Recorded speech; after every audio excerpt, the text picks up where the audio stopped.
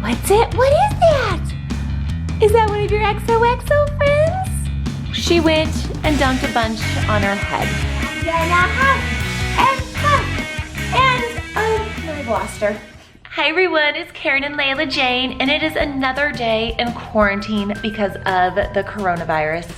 We are stuck at home again, so I am trying to come up with some fun activities for Layla-Jane to do to keep her busy. And one thing we're gonna do this morning before lunch and nap is I'm going to put down one of those big plastic tablecloths, and I have a big mold of jello, and I'm just gonna let her go to town and play with it. I did this once before a while ago and she absolutely loved it, but I made the mistake of not buying like the plastic tablecloths, and it was a huge mess, and I think this will keep it a little bit cleaner. So you ready? You wanna play with some jello? Yeah, we're gonna go get it all set up and ready to go. Woo! So I always recommend taping down the plastic sheet because sometimes when they're playing so much, they can bunch it up and everything you're trying to keep contained ends up sliding off. I definitely recommend for these to strip them down into their diapers.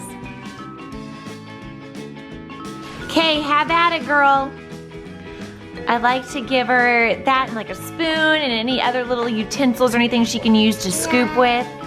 And then sometimes give her some extra bowls and show her she can scoop and like transfer everything from here over here. Yeah, I was gonna say, Layla, it's probably gonna end up being her hand soon. I didn't do it with this jello mold, but with the last one I did, I also hid some of like her little figures in there and these magnets that are letters on them, so we could like practice going over the letter and the sound it makes every time we pulled one out. So that's another fun thing you can do with this to make it a little different and something new every time. Maybe have a theme, like do all animal figures in one, do the letters in another, numbers in one, and kind of switch it up every time you do it. Or just do it like I'm doing today. Don't put anything in there and just let her have fun and use it more as sensory play. You can put it in this bowl too. Good job. Oh, are you eating it now? No, it wouldn't be too long before you tasted it. This is a fun activity too because you don't have to worry about them putting it in their mouth and it not being safe, because this is totally edible, so if they do get in their mouth, it's okay. You having fun, girl? And using utensils is also great practice and good fine motor skill development. Good job. Oh, we're gonna use that bowl now. Mix it up, girl, mix it up. I might go get one of her little toys and stick it on the bottom of the bowl and have her dig around in it to try to find it. I'll use one of her XOXO friends. Let's see, while she's distracted. Don't want her to see. Put it in there. There we go. See if she notices something's in the bottom. Oh, do you see it? What's it? What is that? Is that one of your XOXO friends? Oh, you got a toy in there. This is such a great activity too, because if you have something set up and you're not really super worried about the mess, it'll entertain them for hours. And because I know last time I did this, it kept her busy for an hour and I got so much done. So especially for all of you guys out there who are working and staying at home trying to get work done during this crazy time and you have your kids at home, this is a great way to kind of keep them busy. Put more jello on top. Cover her up. Cover. Oh, thank you. Want me to do it? Oh, thank you. There. Look, we'll cover her. Oh no, where'd she go? Just as I was getting ready to say she hasn't made too much of a mess, she went and dumped a bunch on her head. That's awesome, Lay. I was just thinking we might not need to do a bath after this. I guess I was wrong. Oh well, you're having fun.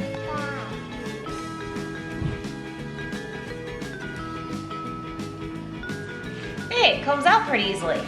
Who knew? Jello actually comes out fairly easy. Are you trying to scoop her out? Yeah, just grab her. Good job. All right, it's been about an hour. This is kind of the remnants And as you can see, cleanup, super easy.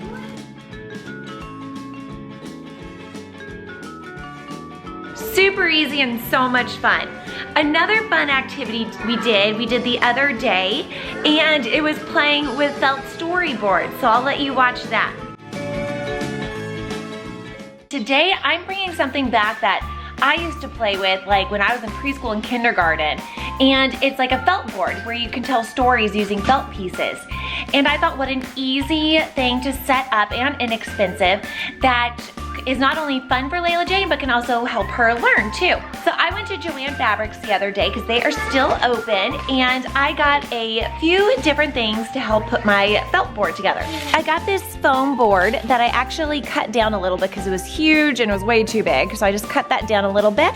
She's playing with now, but I got a pack of different colored felts.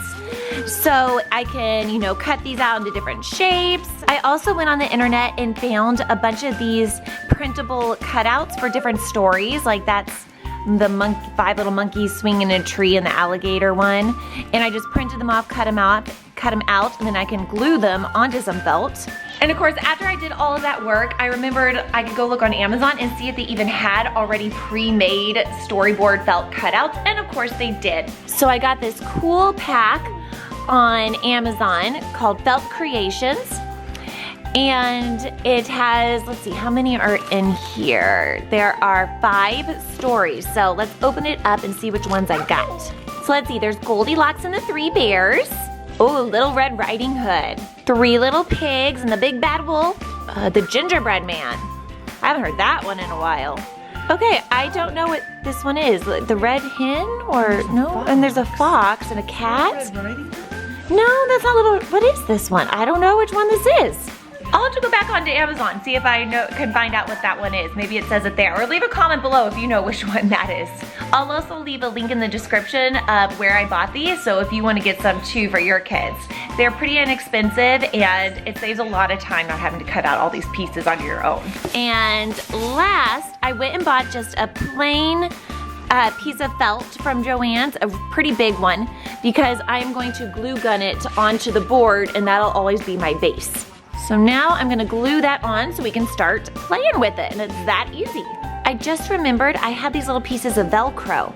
So I stuck them on here because then if I ever wanted to change the color, instead of having to rip it off the glue, I could just undo the Velcro. And thank goodness for Grandma, she opened one up so Layla-Jane can go ahead and play with it. And I just realized each story comes with its own storyboard. So I don't even need to make this big storyboard, but I'm going to because it is bigger, and if I ever just want to do something different with one of these, I'll have it. So I'm gonna go ahead and continue with it and make it.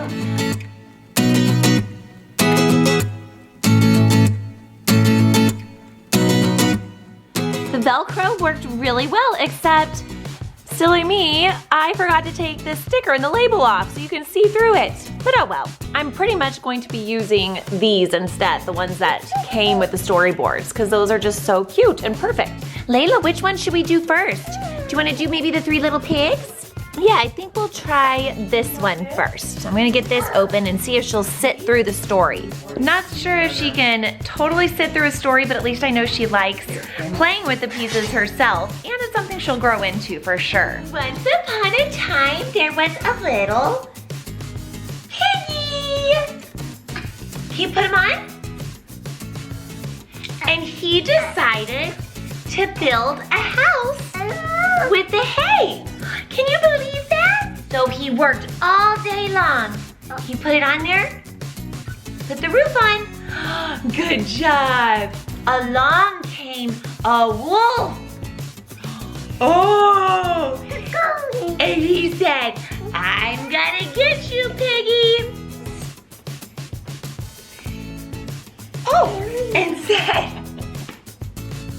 you can't catch me. His brother pig made a house out of wood. Can you put it on there? There. And a big bad wolf came and said, I'm gonna huff and puff and, oh, I've lost her.